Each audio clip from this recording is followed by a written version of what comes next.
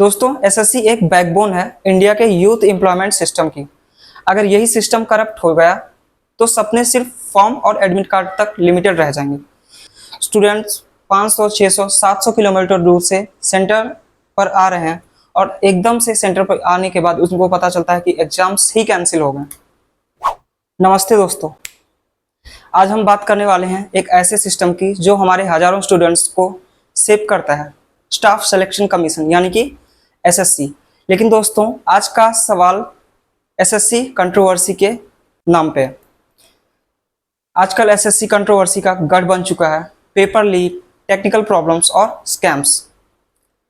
तो चलिए पूरी कहानी समझते हैं, सच क्या है और स्टूडेंट्स इतने गुस्से में क्यों हैं।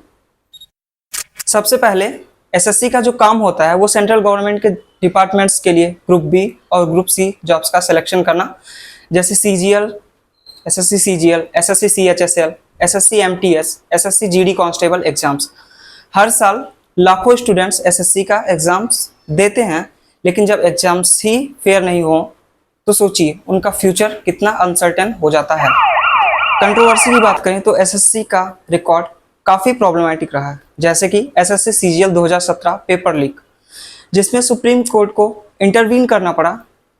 2024-2025 में दोबारा एलिगेशंस आए। कुछ स्टूडेंट्स का कहना था कि रिजल्ट में ट्रांसपेरेंसी नहीं थी, कट ऑफ्स एबनॉर्मली हाई थे और पेपर पैटर्न गलत था।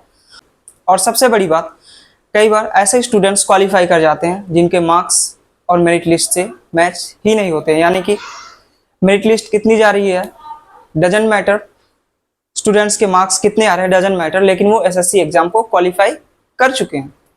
टेक्निकल ग्लिचेस और वेंडर प्रॉब्लम्स भी आजकल बहुत ज़्यादा आ रही हैं और इसी कारण ये सुर्खियों में बना हुआ है।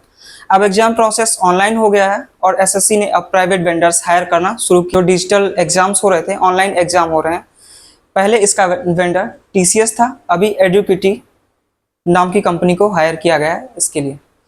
पर उसके बाद से प्रॉब्लम्स और बढ़ गई हैं जब से एडुकिटी हायर किया गया है। System crash, login issues, exam centres पर सर्वर फेल हो रहे हैं। स्टूडेंट्स 500, 600, 700 किलोमीटर दूर से सेंटर पर आ रहे हैं और एकदम से सेंटर पर आने के बाद उनको पता चलता है कि एग्जाम्स ही कैंसिल हो गए।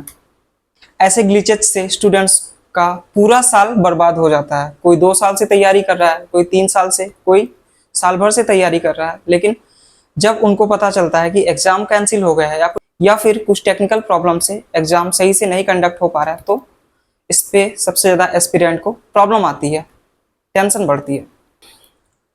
इसी एसएससी से जुड़ा एक और कहानी आपने सुना होगा कि मणिपुर सेंट्रल और रीजनल कंसर्न भी था अभी कुछ दिन पहले कंट्रोवर्सी में। ये कंट्रोवर्सी हुई थी चूराचंदपुर मणिपुर के एग्जाम सेंटर को लेकर। स्टूडेंट्स का कहना है कि वहां से अनयूजुअल टॉपर्स आए और चीटिंग का डाउट है।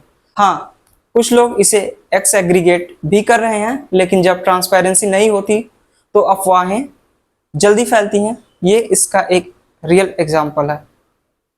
आगे एक और स्कैम की हम बात करेंगे, West Bengal SSC mega recruitment scam. अब बात करते हैं वेस्ट बंगाल एसएससी स्कैम की, जो एजुकेशन रिक्रूटमेंट का था। 2016 में शुरू हुआ एग्जाम। इसमें लाखों रुपए घूस के रूप में दिए जा रहे थे, ब्राइब दिए जा रहे थे। सॉल्यूशंस इसके कुछ ऐसे थे कि फेक ओएमआर शीट्स बन गई थी, मेरिट लिस्ट मैनिपुलेट किए जा रहे थे और अनक्वालिफाइड लोग को रिक्रूट किया जा रहा था।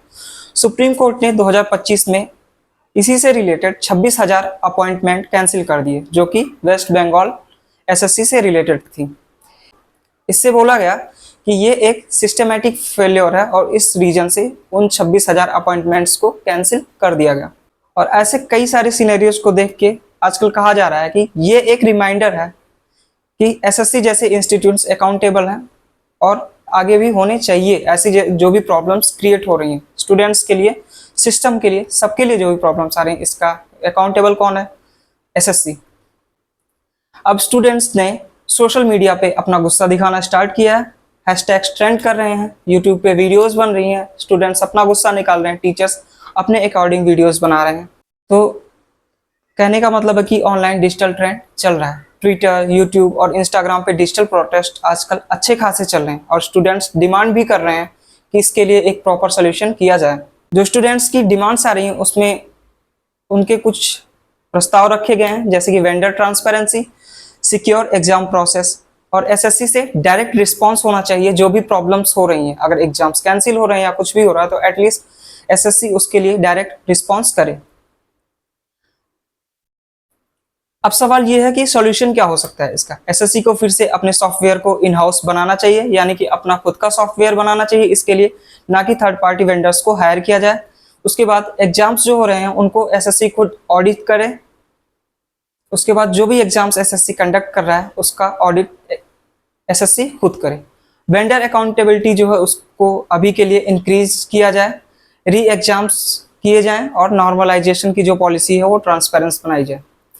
सुप्रीम कोर्ट और सीबीआई जैसे बॉडीज को मॉनिटर करना चाहिए जब सीरियस एलिगेशंस इस टाइप के एसएससी पर लग रहे हों। दोस्तों, एसएससी एक बैकबोन है इंडिया के यूथ एम्प्लॉयमेंट सिस्टम की।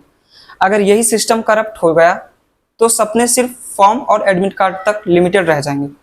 इसलिए ज़रूरी है कि हम क्वेश्चंस पूछें, ट्रुथ को हाईलाइट करें और सिस्टम को सुधारने में अपना रोल निभाएं। अगर आपको ये वीडियो इन्फॉर्मेटिव लगी है तो लाइक, शेयर और सब्सक्राइब जरूर करें। कमेंट में बताइए कि आपका क्या एक्सपीरियंस रहा एसएससी के एग्जाम्स के साथ। मिलते हैं अगले वीडियो में। जय हिंद।